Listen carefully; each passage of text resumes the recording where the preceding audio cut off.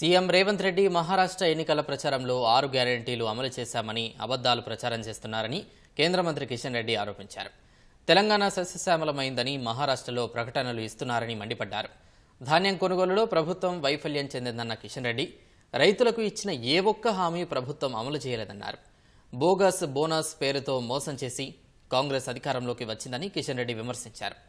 చర్చలతో పరిష్కరించాల్సిన సమస్యను కలెక్టర్పైన దాడి జరిగేలా చేశారన్నారు.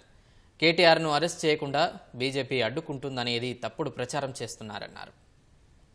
మాటలు ప్రజలకు మూటలు పార్టీకి అన్నట్టుగా ఉంది కాంగ్రెస్ పార్టీ వ్యవహారం. గతంలో టీఆర్ఎస్ కూడా ఇదే విధంగా పరిపాలించింది.